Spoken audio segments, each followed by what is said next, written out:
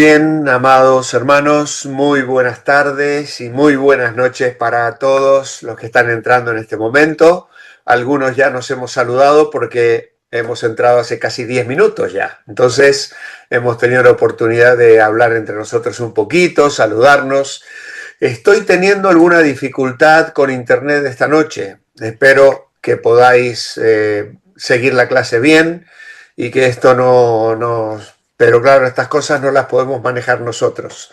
Depende del clima y del servicio de internet que tenemos, que generalmente es bueno, no solemos tener problemas, pero hoy al menos algunos de vosotros por momentos veo que se congelan la imagen y se corta el audio, así que me costó escuchar vuestras preguntas también por esa razón, ¿vale? Quería decirles, y a lo mejor lo vuelvo a repetir al final, porque seguramente algunos más irán entrando en la clase, que las próximas 2 semanas la clase no la puedo dar el día viernes. Tengo compromisos los 2 días, así que para no suspenderla, la vamos a pasar al jueves. Si se superpone con alguna otra actividad, lo siento mucho, espero que no, pero es la manera de poder seguir avanzando, si no son 2 semanas que quedarían en un paréntesis y se nos corta demasiado. Así que los próximos 2 jueves, la semana que viene y la siguiente, vamos a tener la clase a las 21 horas. De todas formas, si alguno no puede estar, como siempre, la voy a grabar y a la mañana siguiente ya estará disponible en YouTube, en el canal de la Iglesia Evangélica Revive, como en mi canal personal, que lo subo a los 2 canales. Muy bien. Todos muy bienvenidos. Os agradezco que mantengáis en silencio vuestros micrófonos, porque ya estamos comenzando la clase. Vamos a orar para entrar en el paso número 4. Amado Padre Celestial, queremos darte gracias por esta oportunidad que nos das otra vez de reunirnos en tu nombre para meditar estos temas de nuestra vida cristiana. El enemigo nos procura engañar, sus mentiras son sutiles y queremos, Señor, recibir luz para vivir en victoria y en la libertad con la que el Señor Jesucristo nos ha hecho libres. Señor, abre nuestros ojos, guíanos en la meditación de hoy y recibe la gloria y el honor porque te la ofrecemos a ti con todo nuestro corazón, agradecidos de ser tus hijos, de tener tu palabra y la bendición de poder reunirnos así para aprender de ella hoy. Oramos en el nombre del Señor Jesucristo. Amén y amén. Muy bien, amados hermanos, pues entonces vamos a compartir la pantalla. Vamos a dejar abierto el sonido y con la pantalla compartida pasamos a ver si tengo que arreglar aquí alguna cosita. Vale, muy bien. Ahora sí, estamos bien. Y vamos a comenzar con el paso número 4. Es posible. Ahí tenemos tachando el imposible. Esa es la mentira. Imposible. ¿Alguna vez se ha encontrado en circunstancias tan difíciles que ha dicho, es imposible, no veo la salida, mejor tiro la toalla? Tal vez ha tratado de cambiar su carácter, pero sin éxito. O dice, he fracasado, no he sido buen padre, esposo o hijo. ¿Se ha sentido alguna vez como un perdedor? ¿Se ha sentido frustrado por no poder lograr la victoria en su vida cristiana que otros parecen haber alcanzado? Y así podríamos seguir, incluso si abriéramos ahora los micrófonos y tuviésemos un pequeño debate. es probable que muchos de vosotros podíais contar vuestros testimonios personales, ¿no?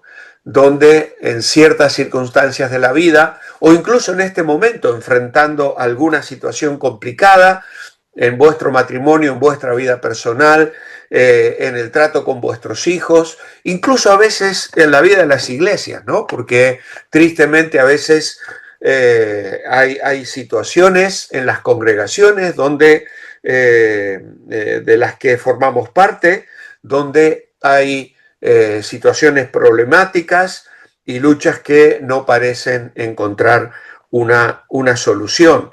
Y claro, tenemos la tendencia entonces a aflojar, como se suele decir. Vamos a ver la respuesta. Usted no puede, pero Dios sí. Él puede.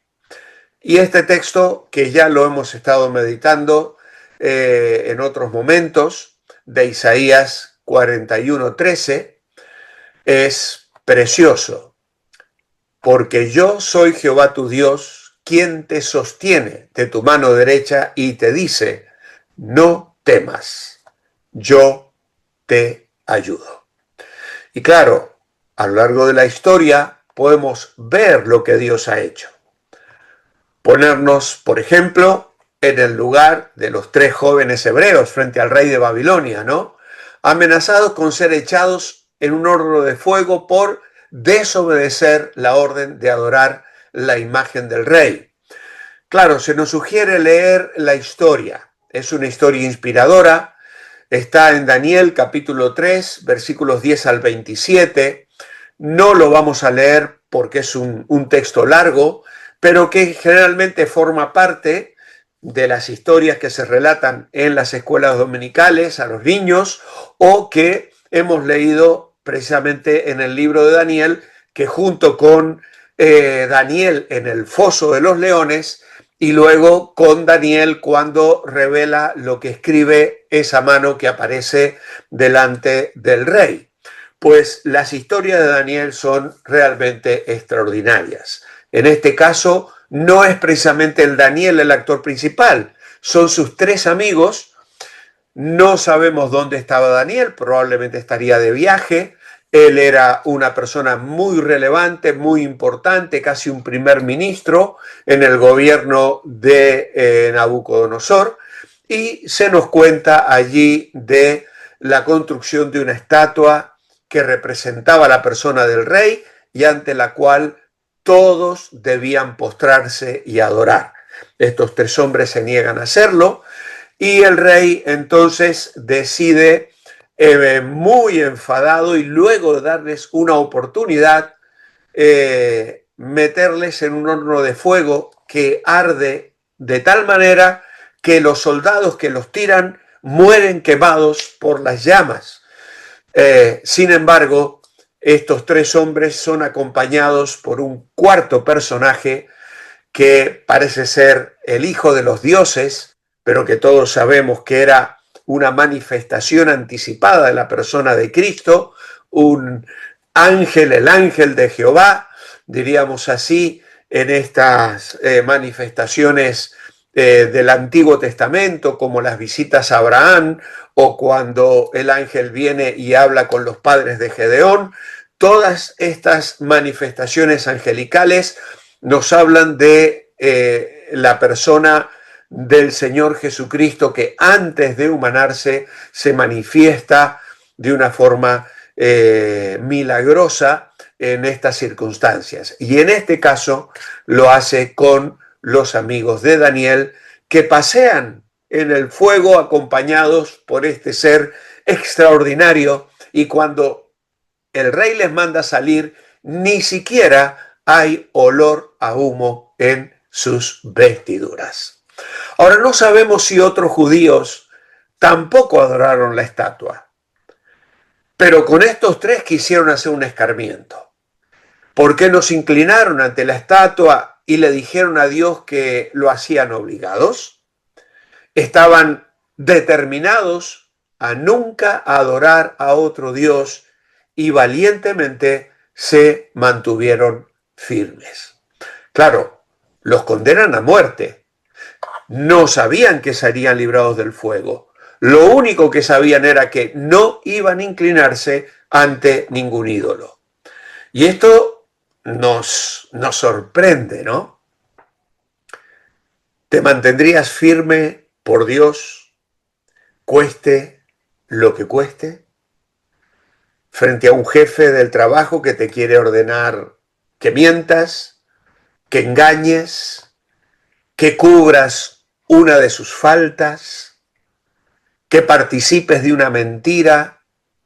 ¿Cuántas situaciones podemos enfrentar como cristianos que nos hacen plantearnos a quién le debemos lealtad? ¿A una persona en autoridad sobre nosotros? ¿A mi esposo, mi esposa? ¿Incluso a veces a nuestros hijos? ¿O vamos a ser leales a Dios, a pesar de que eso traiga consecuencias dolorosas incluso para las personas que nos están pidiendo que les seamos leales a ellos, ¿no? Cuando uno está firme por Dios, eso se nota. Incluso puede ser doloroso y no siempre va a tener un final feliz. Claro, en el caso de estos lo tuvo, ¿no? Como en el caso de Daniel luego en el foso de los leones. ¿Estamos preparados para decir, me libre o no me libre, voy a servir al Señor? ¿Voy a obedecer al Señor? ¿Por qué rehusaron doblar sus rodillas ante un Dios falso, aún frente a la amenaza de muerte? Bueno, nuestra respuesta puede ser esta. Ellos confiaban en Dios y estaban dispuestos a obedecer hasta dar su propia vida. Claro, inclinarse ante una estatua violaba el mandamiento de Dios de Éxodo capítulo 20, verso 3. No tendrás dioses ajenos delante de mí. Obviamente, otra consecuencia sería que su testimonio hubiese quedado manchado para siempre, porque no hubieran podido hablar nunca más del poder de un Dios que sobrepasa a los otros dioses. La verdad que la fe de estos es extraordinaria. ¿Por qué? Porque los babilonios les habían conquistado, Nabucodonosor les había conquistado. Y ellos podían asumir el hecho de que, bueno, los dioses de Nabucodonosor eran más poderosos que su propio Dios. Probablemente estos tenían una vida espiritual y fueron de los fieles de los que yo hablé el domingo pasado en la Iglesia Revive al presentar el estudio de Job. A veces hay un sufrimiento que Dios trae sobre una ciudad, sobre una nación, forma parte incluso del castigo que Dios trajo sobre el pueblo de Israel, pero cuando el pueblo de Israel fue machacado por los ejércitos de Nabucodonosor, también fueron machacados los creyentes fieles, las familias fieles que vivían entre el pueblo y que no participaban de su pecado, pero como Daniel, como Ezequiel, fueron llevados también cautivos. Tuvieron que padecer semejante cosa. Ahora, en medio de estas circunstancias donde no hay un aparente final feliz, ellos estaban dispuestos a dar su vida. Le dijeron al rey, sepas, oh rey, que nos libre o no nos libre un Dios que creemos que nos puede librar, pero aun si no lo hace, no vamos a adorar tu estatua. ¿Cuál fue el resultado? Dios los sacó del fuego sanos y salvos y ni siquiera tenían olor a humo, como ya hemos señalado, y que lo encontraréis allí en los versículos 19 al 27. Los tres hombres tuvieron una oportunidad más. Se las dio el rey. Van a sonar las trompetas, los tamboriles, todos los instrumentos musicales para que os inclinéis delante de la estatua. Y ellos dijeron, no hace falta que suenen ni me des otra oportunidad. No lo vamos a hacer. Hay algunas excusas que podríamos poner para evitar que nos maten. A lo mejor si hubiésemos estado en su lugar, podríamos haber dicho, bueno, nos inclinamos. Al fin de cuentas, no estamos adorando de corazón, porque en nuestro corazón yo sigo adorando a Dios. Al final, una estatua que es un pedazo de roca, de piedra, que no tiene ningún poder sobre mí. Esa podría haber sido una excusa que ellos podrían usar. En segundo lugar, podrían haber dicho, vamos, no nos vamos a volver idólatras. En realidad lo hacemos una sola vez y luego le pedimos perdón a Dios. Podría haber sido otra excusa que podrían haber escogido. Luego también podrían haber dicho, hombre, el rey tiene poder absoluto, hay que obedecerlo. Dios entiende, es el que manda, es el que tiene la autoridad, es el emperador, por lo tanto, le tengo que obedecer. Luego habrían dicho, el rey nos dio el puesto que tenemos. Ellos habían obtenido buenos puestos gracias a la mediación de Daniel. Hay que ser agradecidos, ¿no? ¿Cómo vamos a dejar mal a Daniel? Podrían haber dicho, no estamos en nuestro país, por lo tanto Dios nos perdonará, ya que tenemos que admitir la cultura del país en el que estamos. Dios ha permitido que nos trajeran acá exiliados y ¿qué vamos a hacer? Otra cosa que podrían haber dicho, bueno, al final nuestros antepasados colocaron ídolos en el templo.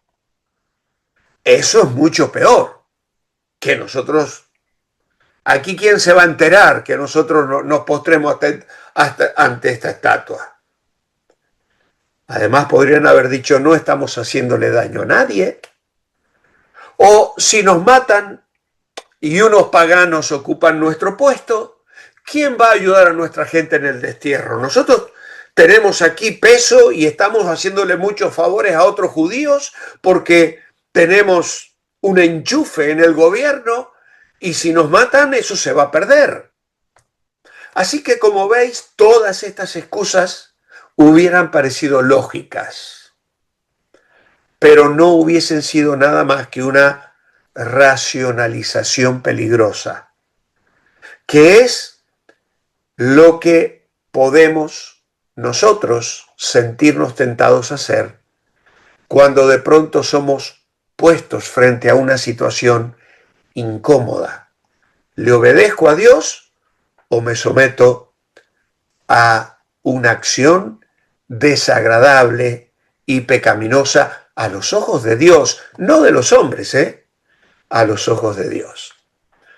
Sadrach, Mesach y Abednego fueron presionados para negar a Dios, pero decidieron ser fieles a cualquier precio. Confiaron en que Dios los libraría y estaban determinados a ser fieles a pesar de las consecuencias. Claro, si Dios siempre rescatara a los que le son fieles, los cristianos no necesitarían fe. Simplemente mi espiritualidad, mi religión sería una gran póliza de seguro y habría filas de gente egoísta haciendo fila para formar parte de nuestra fe. Pero tristemente no siempre Dios nos libra de una manera tan milagrosa como les libró a ellos. Debemos ser fieles a Dios, sea que intervenga o no en nuestro favor. Nuestra recompensa eterna vale cualquier sufrimiento que tengamos que resistir. ¿Qué hay en su situación actual que le parece imposible? Bueno, aquí tienes que dar una respuesta personal. Puede que frentes una situación, yo no lo sé, tampoco los que han hecho este manual, pero bueno, nos dan la oportunidad de examinar nuestra vida. ¿Hay alguna situación donde estás recibiendo presión? A lo mejor tienes un marido no creyente que te presiona, una esposa no creyente que te presiona, familiares no cristianos que ejercen presión sobre ti para que hagas y participes de cosas que no te son agradables, y no solo a ti, sino que van en contra de tu fe y de tu compromiso con el Señor. ¿Hay alguna situación así? Es una respuesta personal. ¿Cómo te hace sentir? Romanos 8, 31 y 37. Bueno, estos textos dicen, ¿qué pues diremos a esto? Si Dios es por nosotros, ¿quién contra nosotros? Y el verso 37 dice, antes en todas estas cosas somos más que vencedores por medio de aquel que nos amó. Por lo tanto, estos versículos de Romanos 8, 31 y 37 me hacen sentir seguro. Estamos del lado de la victoria. Son versículos que contienen una de las promesas más reconfortantes de toda la Biblia. Los creyentes siempre han tenido que enfrentar dificultades de diversas formas, persecución, enfermedad, prisión e incluso la muerte. Y es posible que estas situaciones de agobio, de tristeza, de dolor, les lleven a pensar que Dios les ha abandonado. Pero Pablo exclama que es imposible que algo nos separe de Cristo. Su muerte a nuestro favor es prueba de su amor inquebrantable. Nada impedirá su presencia constante con nosotros. Dios nos dice cuán grande es su amor para que nos sintamos bien seguros en Él. Y esa seguridad, que es sorprendente, aplasta el temor, quita el temor. En el verso 32 dice Pablo, si Dios es por nosotros, ¿quién contra nosotros? Y el Padre, que es por nosotros, lo demostró dando a su Hijo. El Hijo es por nosotros, dice Romanos 34. ¿Quién es el que condenará? Cristo es el que murió, el que también resucitó, el que además está a la diestra de Dios y el que intercede por nosotros. Y lo hace también el Espíritu Santo. Romanos 8:26 dice que intercede por nosotros con gemidos indecibles. Dios hace que todas las cosas obren a nuestro favor. El versículo 28 de Romanos 8 también es un texto de todos conocidos. Sabemos que los que aman a Dios, todas las cosas ayudan a bien. En su persona y providencia, Dios es por nosotros. Claro, a veces nos lamentamos, como lo hizo Jacob. En Génesis 42, Jacob dijo, contra mí son todas estas cosas. Cuando había desaparecido José y ahora sus hermanos querían llevar a Benjamín a Egipto, ¿por qué? José, que ya había estado con los hermanos, había dejado preso a uno y le había dicho, no aparezcáis por acá a menos que traigáis al menor de vuestros hermanos. Y Jacob se queja, ¿no? Contra mí son todas estas cosas. Ya perdí a José, ahora vais a llevar a Benjamín. Pero la verdad es que la promesa es que todo nos ayuda a bien. Si Dios es por nosotros, ¿quién contra nosotros?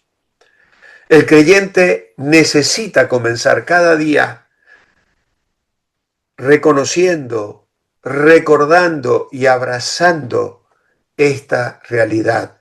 Dios es por él. No hay por qué temer, porque nuestro Padre amante solo desea lo mejor para sus hijos, para nosotros, aunque tenga que pasar por pruebas para recibir lo mejor de él. Porque yo sé, dice Jeremías 29:11, los pensamientos que tengo acerca de vosotros, pensamientos de paz y no de mal, para daros el fin ¿qué esperáis? Qué maravillosa palabra dicha por Jeremías. ¿Qué podría ser más difícil de creer que la promesa hecha a María de que siendo virgen tendría un hijo? El ángel le dio confianza diciendo, porque nada hay imposible para Dios. Amados hermanos, tenemos un Dios que puede hacer lo que quiera. Puede hacer lo que quiera. Todo lo que Él quiera hacer. En Génesis 18:14 lo dice claramente. ¿Hay para Dios alguna cosa difícil? El Salmo 115 dice, nuestro Dios está en los cielos, todo lo que quiso ha hecho. Jeremías 32:17 dice, Jehová, tú hiciste el cielo y la tierra, con tu gran poder y con tu brazo extendido, no hay nada que sea difícil para ti. Daniel 4:35, no hay quien detenga su mano y le diga, ¿qué haces? En Mateo 19:26 Jesús les dijo, para los hombres esto es imposible, mas para Dios todo es posible. Y se repite en Marcos 10:27, en Lucas 18:27, Efesios 1:19 dice, y cuál la supereminente grandeza de su poder para con nosotros los que creemos, según la operación del poder de su fuerza. Y en una maravillosa doxología, en Efesios 3:20, Pablo dice, y aquel que es poderoso para hacer todas las cosas mucho más abundantemente de lo que pedimos o entendemos según el poder que actúa en nosotros. Y leo estos versículos y menciono estos textos y viene a mi mente los encuentros de oración de los miércoles. Cuando muchos de los que me estáis escuchando hoy participáis también y estamos orando incluso durante meses y años por algunas personas que sufren, que están enfermas, de quienes esperamos ver un milagro. Y amados hermanos, nos aferramos a esta promesa y a esta revelación divina, el Dios de lo imposible. Ese Dios que le podía dar un hijo a Zacarías y Elizabeth cuando ya habían desechado la esperanza de tener uno en Lucas, capítulo 1. Ese Dios que podía cumplir la promesa a María sin que participara José. Por eso María pregunta, ¿cómo será esto? Pues no conozco varón. Zacarías, que no le creyó al ángel, se quedó mudo durante los 9 meses hasta que su esposa dio a luz. Pero María necesitaba una explicación, porque iba a quedar embarazada y todavía no se había casado. Por lo tanto, el ángel le da esa maravillosa respuesta. Tenemos un Dios que puede obrar maravillas, cosas imposibles, y tenemos que creerlo, sin duda alguna.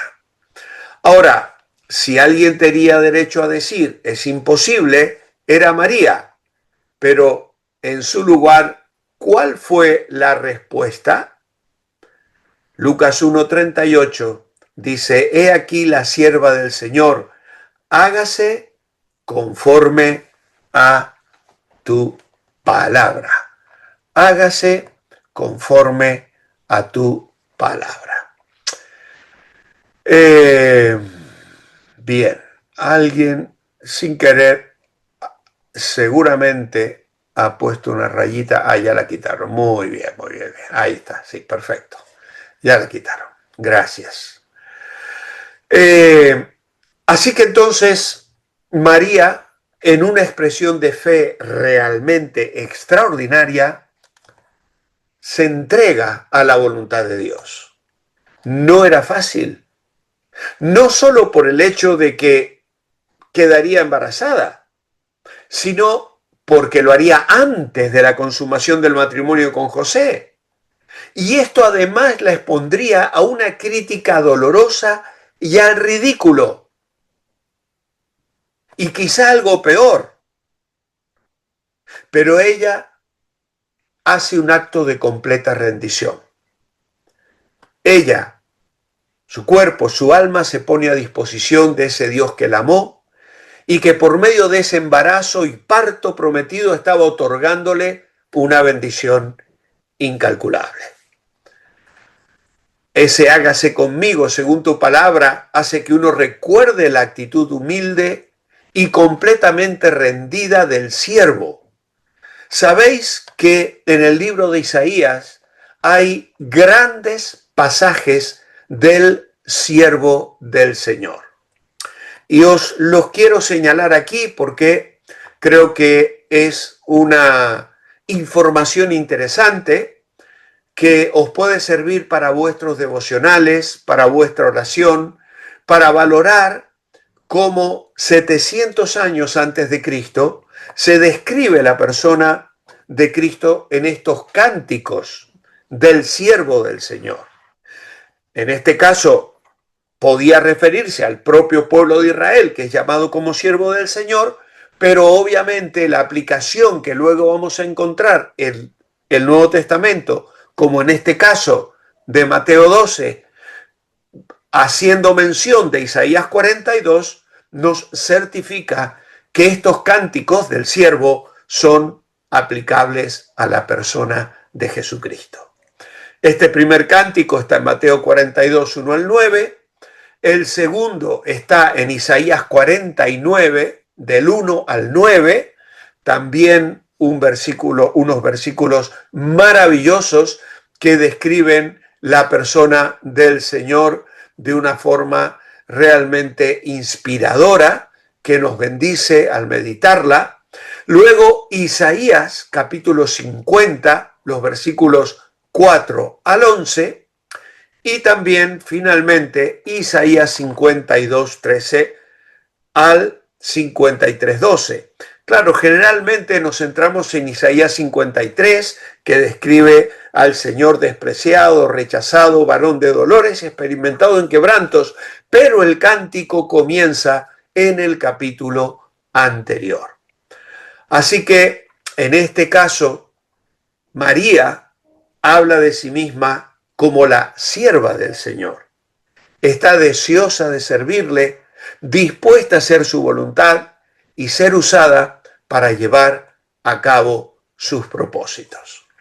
Así que espero que hayáis podido ya copiar estas referencias para vuestra información y para valorar también la maravilla de este Dios que puede hacer lo imposible. Un Dios poderoso, maravilloso, que interviene en nuestras vidas mucho más allá, como dice Pablo a los Efesios, de lo que podemos pedir o entender. Muy bien. Nosotros tenemos aquí un alto. Podemos decir lo mismo hoy cuando enfrentamos situaciones imposibles. Tenemos que decidir, ¿vamos a creer que no hay nada imposible para Dios o concentrarnos en el problema, tirar la toalla, perder toda esperanza, entregarnos a la depresión, a la ira o a la derrota? Porque tristemente a veces hay gente que se enfada con Dios.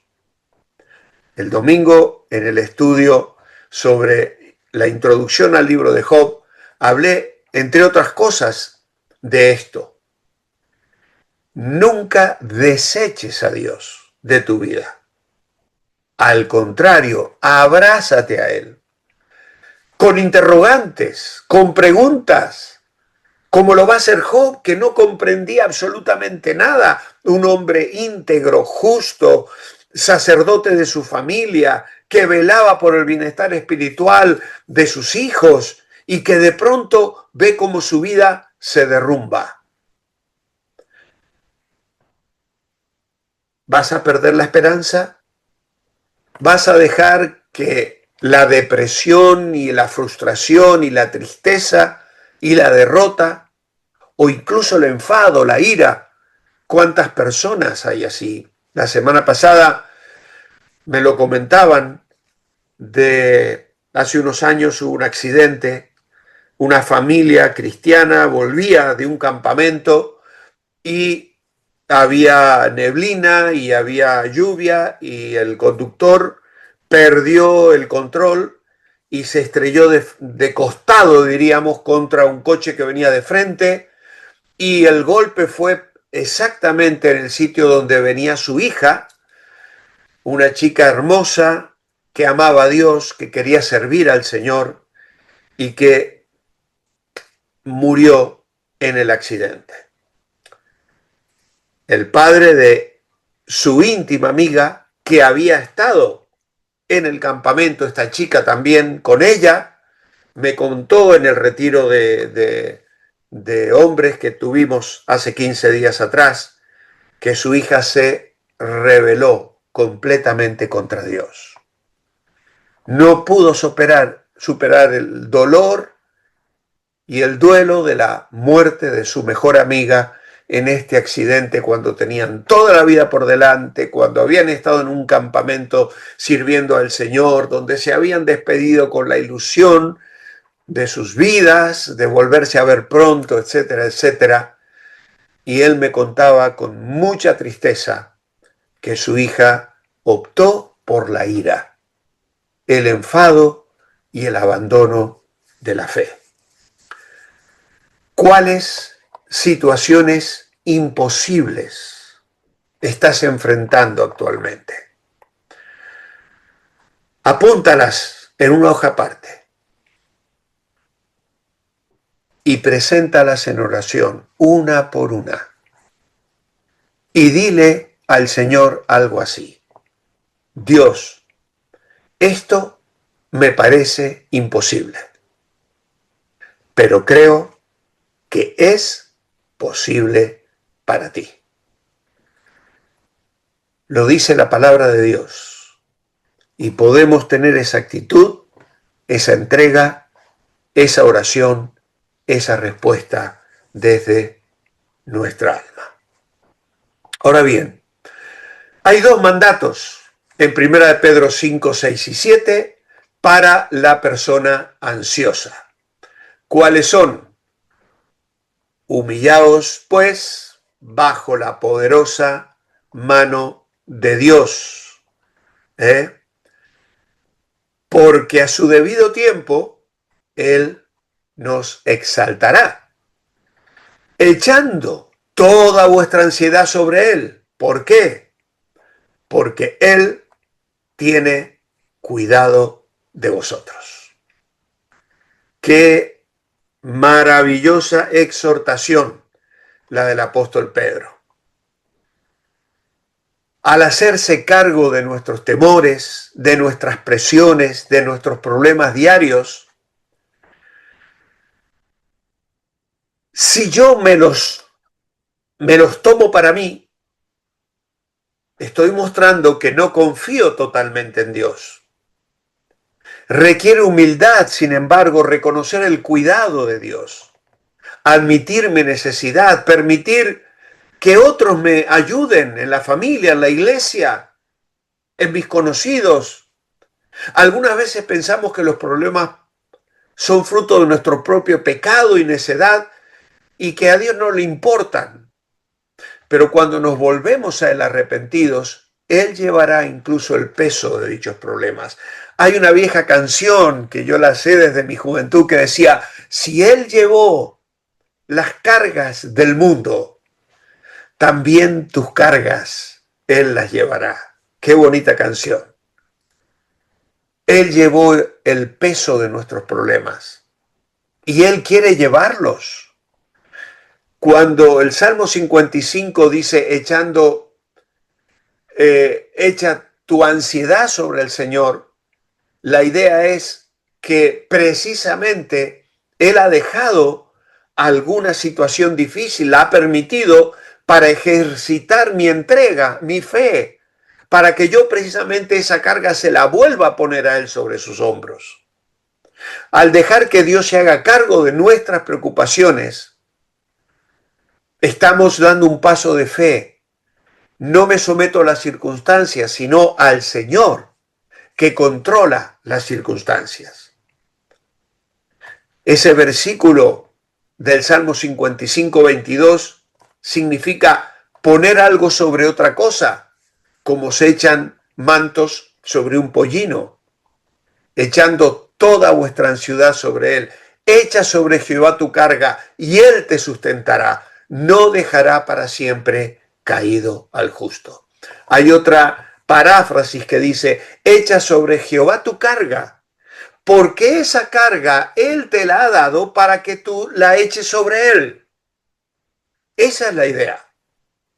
Los cristianos deben echar todo su descontento, desánimo, desesperanza y sufrimiento en el Señor y confiar en que Él sabe lo que hace en la vida de cada uno de nosotros. Esto demanda sumisión y humildad y es una actitud necesaria para una vida cristiana victoriosa, que confía en el Señor. Humillaos pues bajo la poderosa mano de Dios para que Él os exalte cuando fuere tiempo, echando toda vuestra ansiedad sobre Él, porque Él tiene cuidado de vosotros. ¿Has dicho alguna vez, no tengo el dinero, ¿cómo voy a pagar el alquiler? Jesús dijo en Mateo 6, 25 que no nos preocupemos. ¿Por qué? Porque somos muy valiosos para Dios. Mateo 6, 25 dice, por tanto, no os afanéis por vuestra vida, que habéis de comer, que habéis de beber, ni por vuestro cuerpo, que habéis de vestir. ¿No es la vida más que el alimento y el cuerpo más que el vestido? Mirad las aves del cielo, que no siembran, ni ciegan, ni recogen en graneros, y vuestro Padre Celestial las alimenta. ¿No valéis vosotros mucho más que ellas? Así que aquí tenemos una aseveración muy firme de parte de Dios. Se nos asegura que Dios proveerá para nuestras necesidades diarias. Ahora, esto no significa que yo me voy a quedar haciendo el vago en mi casa, viendo la tele, y no voy a afrontar mis responsabilidades ni mi trabajo, por supuesto. Tampoco significa que voy a ser un descontrolado que no va a administrar bien los bienes que tiene y se va a meter en un montón de situaciones apremiantes, económicas. ¿Por qué no? Él va a proveer y va a responder a mi necesidad en cuanto yo también actúe responsablemente y procure vivir agradándole en todo. Afanarnos no nos ayuda. Dios no ignora nuestras necesidades. Si Dios alimenta a las aves, provee vestimenta espléndida para los lirios, ¿no preverá para nosotros que valemos mucho más? Así que afanarnos no nos ayuda. Y debemos saber, Dios no ignora nuestras necesidades.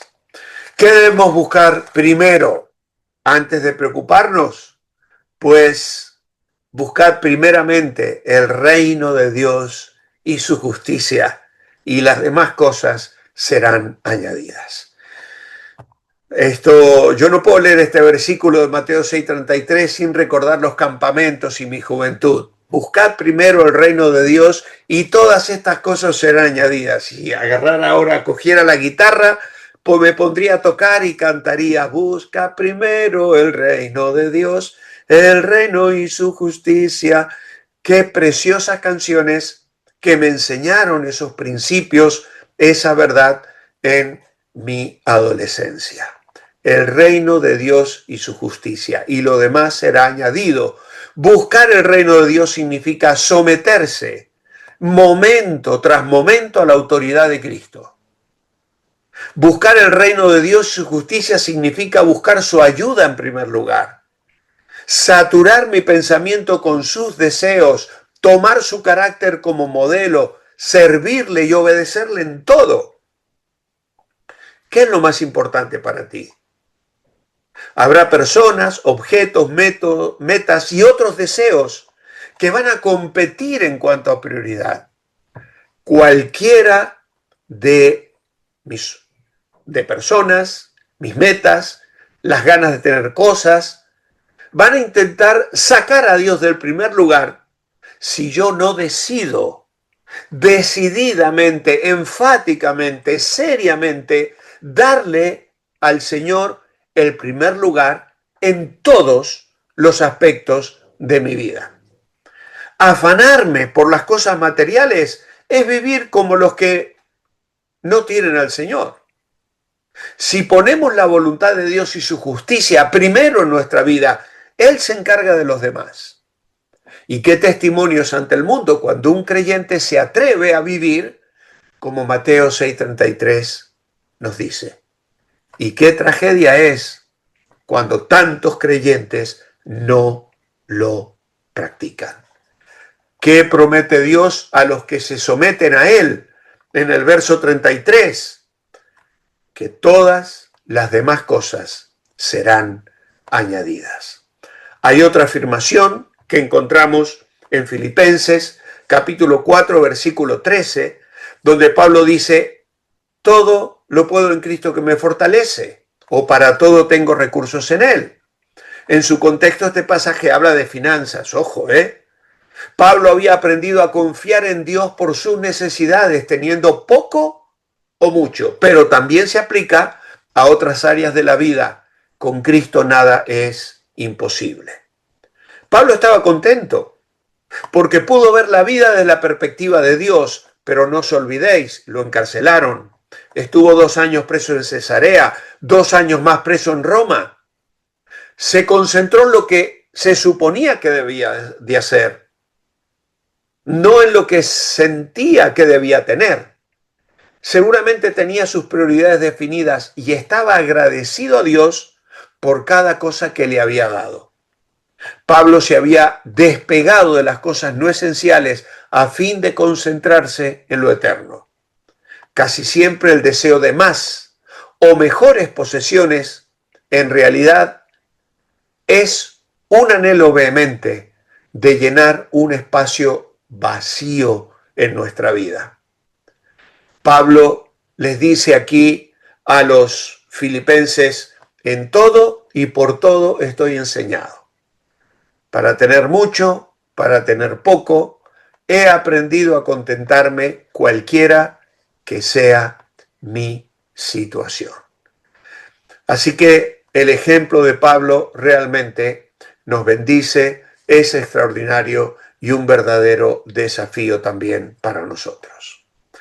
Ahora, ¿cuáles de estas variaciones de la frase es imposible le afectan a usted? Tenemos unas cuantas aquí. No puedo perdonar. Pues déjame decirte que sí puedes perdonar.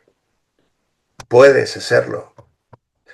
Ya hemos estudiado en niveles anteriores y en varias ocasiones el tema del perdón, sea para perdonar o para pedir perdón. No es imposible. No te aferres al rencor, a la raíz de amargura. Se puede perdonar. No puedo tener paciencia. Me sobrepasa. No creo que Dios me perdone. Qué poco conocemos al Señor, ¿eh? No creo que Dios me pueda usar. Claro que sí. Claro que Dios puede usarnos. Nunca voy a tener buenos amigos. No puedo vencer las tentaciones. Me siento como un fracasado. No puedo cambiar mi carácter. Así soy yo. Nunca voy a ser un cristiano victorioso. Mis problemas familiares no tienen remedio. Con la familia que yo tengo. Pastor, si usted supiera mi familia. Es cierto, a veces hay familias muy complicadas. Pero nada es imposible para Dios. A lo mejor Dios quiere comenzar a cambiar cosas en ti primero. No puedo vencer mi adicción a la pornografía. Sí se puede vencer, claro que sí. No veo salida para mejorar mis finanzas. No puedo salir bien en mis estudios. Y a lo mejor hay alguna que no hemos mencionado y que entiendes que forma parte de tu situación. Si nosotros vamos a Filipenses 4:13, podemos entender ese versículo que tenemos todavía aquí en la pantalla, todo lo puedo en Cristo que me fortalece, de la siguiente manera: estoy listo para todo a través de la fuerza de aquel que vive en mí. Puedo hacer todo lo que Dios me pide con la ayuda de Cristo, quien me da fuerzas y poder. Así que el creyente tiene en su interior todo el poder que necesita para responder adecuadamente a las demandas de la vida. Solo necesitamos liberar ese poder por medio de la fe. Todo creyente debe leer El secreto espiritual de Hudson Taylor, escrito por el doctor Howard Taylor y su esposa. El hijo escribió este libro. Bueno, como veis, yo tengo una edición viejísima. Está ya, vamos, esto fue publicado, a ver si pone el año aquí, en 1987. Vaya, madre mía. Pero qué bendición fue para mí leerlo en mi juventud. Qué bendición, y lo conservo todavía. Y muchas veces lo miro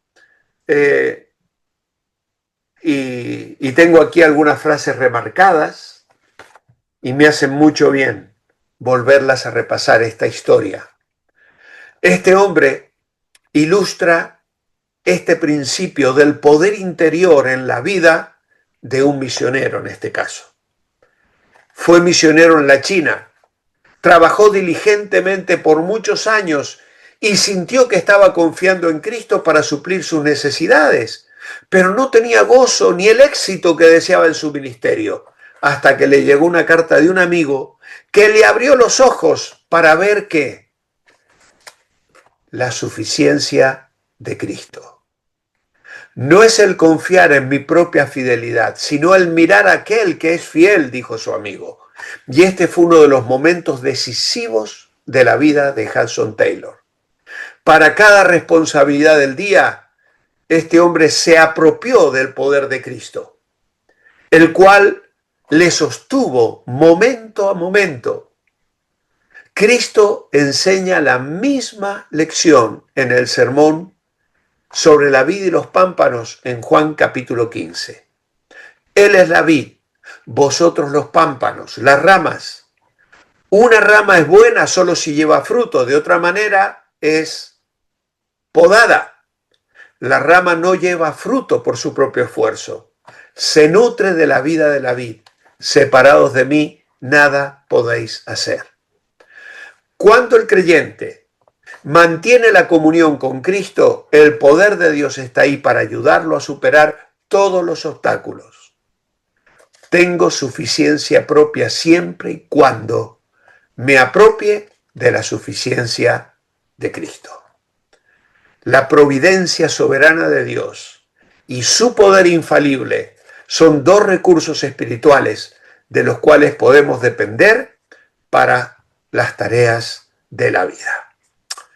Pensando en esta lista, medite en 2 Corintios 12, 7 al 10. Dice: para que la grandeza de las revelaciones no me exaltase desmedidamente, me fue dado un aguijón en mi carne, un mensajero de Satanás que me abofeté para que no me enaltezca sobremanera, respecto a lo cual 3 veces he rogado al Señor que lo quite de mí, y me ha dicho: bástate mi gracia, porque mi poder se perfecciona en la debilidad. Por lo cual, por amor a Cristo, me gozo en las debilidades, en afrentas, en necesidades, en persecuciones, en angustias, porque cuando soy débil, entonces soy fuerte. Y aquí vemos que Pablo se gozaba en sus debilidades porque la gracia era suficiente, porque el poder de Dios se perfeccionaba en su debilidad. Y Él lo dice, cuando soy débil, entonces soy fuerte. ¿De quién depende la victoria? Obviamente que depende de Dios. No sabemos cuál era el aguijón en la carne al que se refiere Pablo. Algunos sugieren que era malaria, epilepsia, otros sugieren que era un problema con la vista, por lo que escribe en Gálatas capítulo 4, verso 13 al 15. Sea lo que fuere, era un problema físico, crónico y debilitante que le obstaculizaba en su ministerio. Y ese aguijón era un impedimento en su labor. Y él le pidió a Dios que se lo quitara, pero Dios no lo quiso quitar. Pablo era una persona muy autosuficiente. Por lo tanto, ese aguijón debió hacerlo sentir débil. Y eso lo mantuvo humillado, recordándole su necesidad de mantenerse en contacto directo con Dios y de esa manera servir a los que estuvieran a su alrededor, que a su vez veían lo que Dios hacía en su vida. Dios no le quitó la aflicción, pero le prometió mostrar su poder en él. A veces nosotros oramos y decimos, Señor, haz esto, Señor, sana a este, sana a aquel, y pasan los meses, los años y vemos que Dios no lo hace.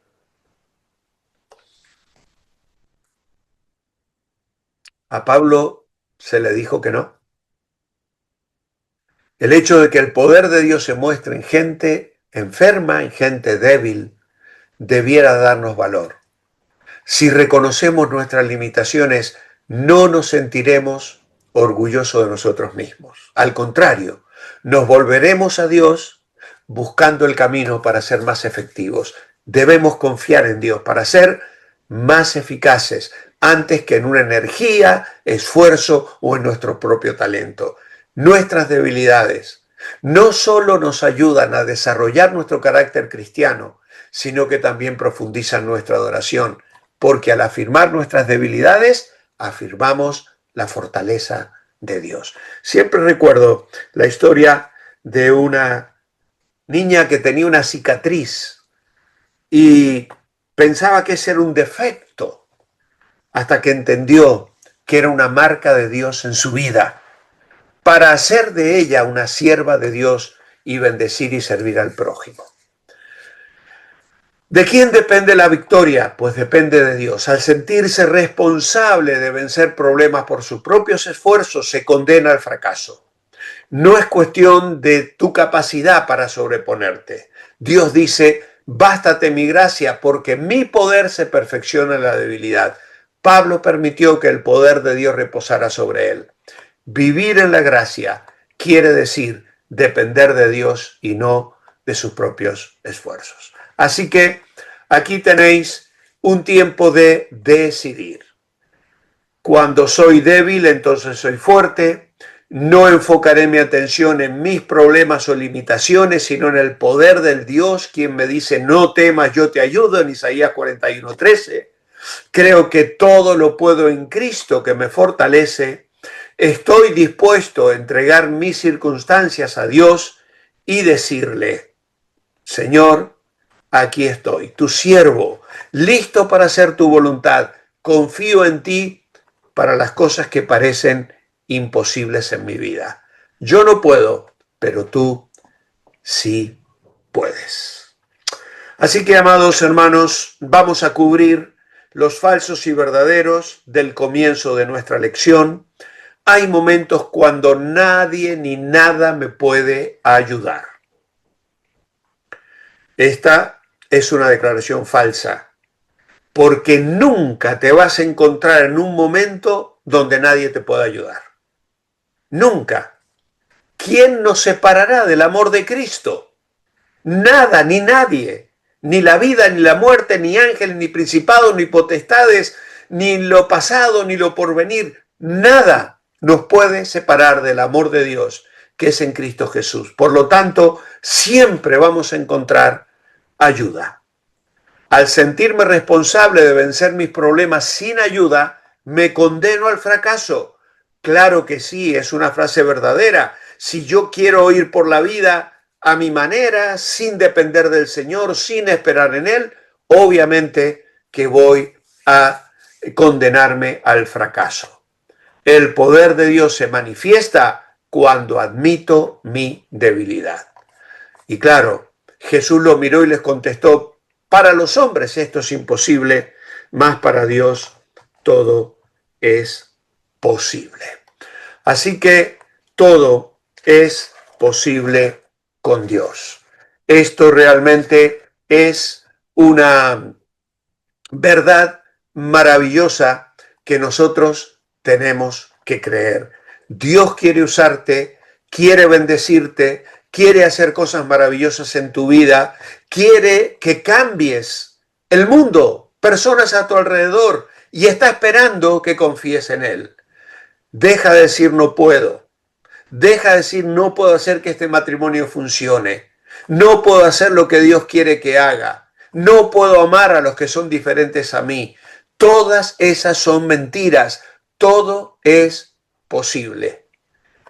Dice Efesios 3:20, y ahora que toda la gloria sea para Dios, quien puede lograr mucho más de lo que pudiéramos pedir o incluso imaginar mediante su gran poder. Así que escoge creerle a Dios, escoge confiar en Dios.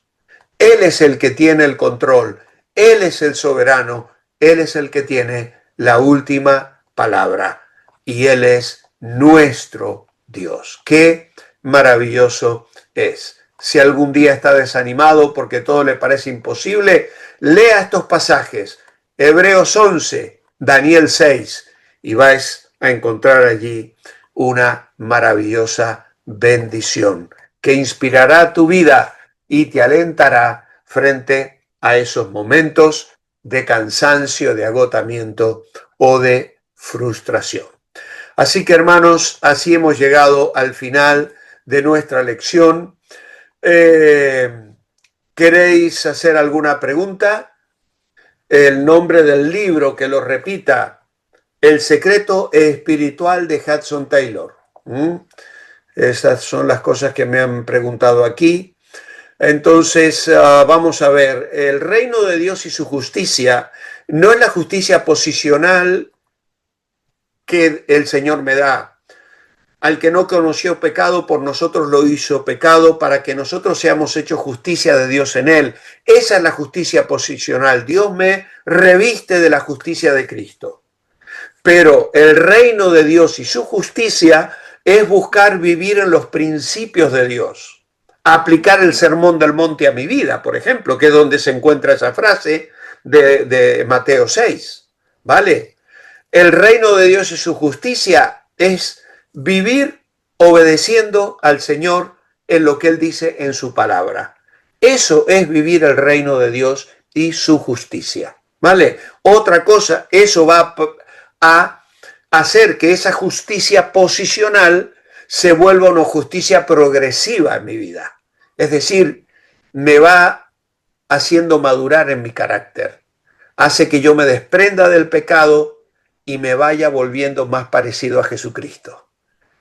Y ese cambio va haciendo de mí una persona más parecida a Cristo hasta el día que sea transformado a su semejanza. Dice que seremos como Él porque le veremos como Él es. Y claro, esperamos que ese cambio no sea demasiado brusco, ¿no? Que a medida que han pasado los años, las décadas en nuestra vida, nos hemos ido pareciendo más a Jesús. Eso es lo que debe pasar en la vida cristiana. A medida que vamos avanzando en las etapas de la vida cristiana, más sensibles, más enamorados de Dios, mejores adoradores, más alabanza, más testimonio, más temor de Dios, más testimonio ante los hombres, más parecidos a Jesucristo. Eso es progresar en la vida cristiana y vivir el reino de Dios y su justicia. ¿Alguna otra cosa, hermanos? Ya nos hemos pasado casi 10 minutos. Entonces, he vivido esa carga. A mí se me dificulta, pastor, se me dificulta mucho dejar la Ya, carga de no otros hay, problemas. no hay una fórmula matemática que podamos aplicar, ¿no? Solo la oración y la dependencia del Señor y pedirle que Él nos guíe en las situaciones. Eh, las cargas familiares, las actitudes pecaminosas de otras personas nos afectan y muchas Ujú, veces nos producen dolor y sufrimos las consecuencias de sus malas decisiones y las tenemos que sobrellevar también. No podemos cambiar eso en nuestra vida, pero sí podemos acudir al Señor para que Él nos fortalezca y para que su gracia sobreabunde en nuestra vida, ¿no? Ahora, hay cosas en las que tenemos que aprender a diferenciarnos. Entonces, habrán decisiones que toman un ser querido que te puede doler y no va a dejar de dolerte, puedes orar por él, puedes darle tu consejo, pero no les podemos manipular, ni ellos tienen su responsabilidad. Nuestra responsabilidad es agradar a Dios. Yo tengo que, eso sí es mi responsabilidad, yo tengo que vivir buscando agradar a Dios y glorificar el nombre del Señor. Y luego, frente a las situaciones que se nos presentan de personas que afectan mi vida, pues tengo que sufrirlo también, tengo que sobrellevar ese dolor, tengo que llevar esa carga, el Señor nos dará la fortaleza para soportarla.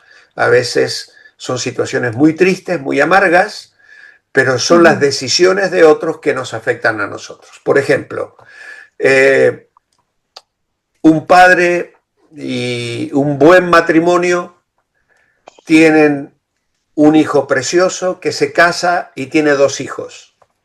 Pero luego de cierto tiempo ese hijo se divorcia de su mujer y crea una situación familiar muy difícil para toda la familia. Esos abuelos que ahora pueden ver menos a los nietos, la relación con la nuera que a veces no se puede mantener como se quisiera mantener, los otros, los consuegros, los padres de ella, ¿no? Sí.